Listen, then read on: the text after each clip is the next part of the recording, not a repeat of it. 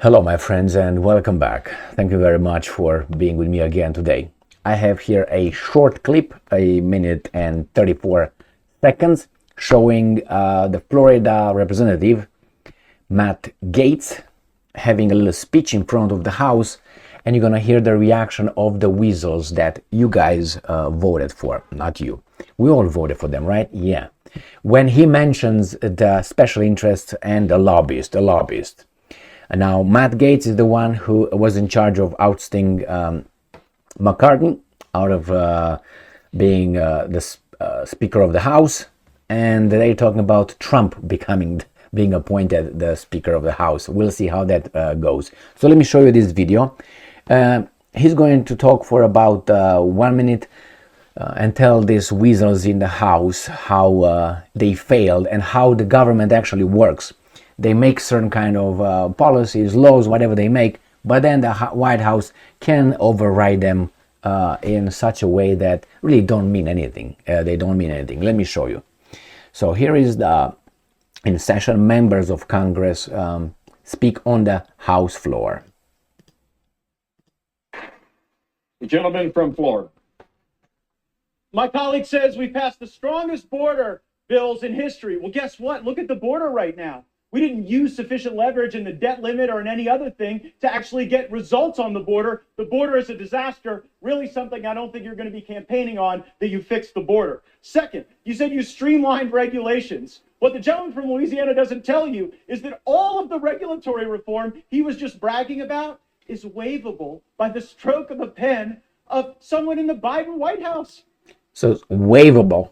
That means they can go around it. They make something and then boop, they can change it however they want. Do you really think you got anything for that? It's a total joke. And then finally, the welfare to work that the gentleman from Louisiana said we got. The welfare programs that they said that they streamlined with their welfare to work stuff, they're actually going to grow. Because while they did work requirements, they blew out those programs with expanded eligibility. I'm real glad you guys didn't put work requirements on Medicaid. It probably would have resulted in Medicaid expansion. And when it comes to how those raised money, this is important. How they raise money. He says he's going to take money from population, not from special interests and so on. We'll see. I don't think that's true. As a politician, you can't make it like that, I think.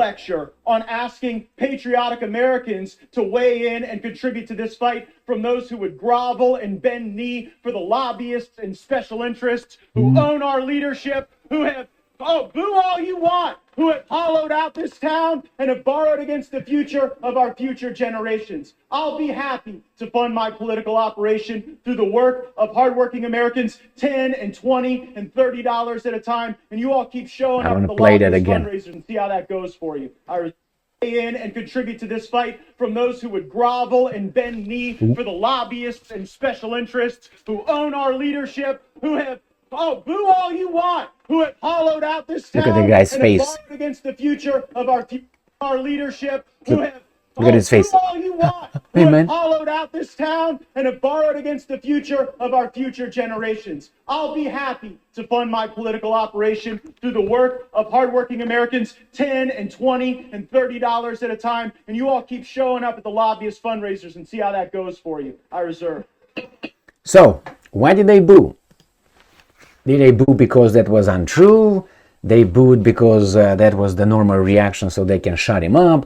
They felt that they have, as in Romania would say, erau cu musca pe căciulă. That means they're with the fly on their little hat. That is, they know they did something. Or here I think is the cat who ate the canary.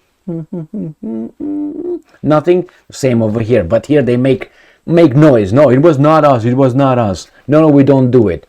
If you don't do it, why do you bother? We have an expression, not expression in Romania. It's pe omul cinstit nu-l supără adevărul. That is, an honest man doesn't get bothered by or concerned by truth. So if someone tells the truth and it's the truth, it doesn't bother me, you know. But here, is it the truth? I don't know. They got bothered by Matt Gaetz telling the truth. Must not be, could be not that they are honest. But they are weasels. So did you hear the reaction? Boo, boo, boo. Well, they can do that. That's fine. But I think Matt Gaetz, he was accurate on that description. And without the lobbying, no. In Washington, D.C., with all its lobby and interests, special interests and all that, they think they own this country. And to some extent they do. Because that's how the business of being a politician is ran. It's a bazaar. You sell, how do you call it, favors, you sell votes, hands up or down on certain bills, or you promote bills, you're part of certain kind of commissions and so on, or, and you receive money for campaign, and that's totally legal, campaign donations. So, Matt Gaetz, now if you look on the media, they portray him as a crazy, blah, blah, blah, out of control and so on. Why? Because that's the way you have to do with a child who says, hey, the emperor has no clothes. That's what they try to do with this guy.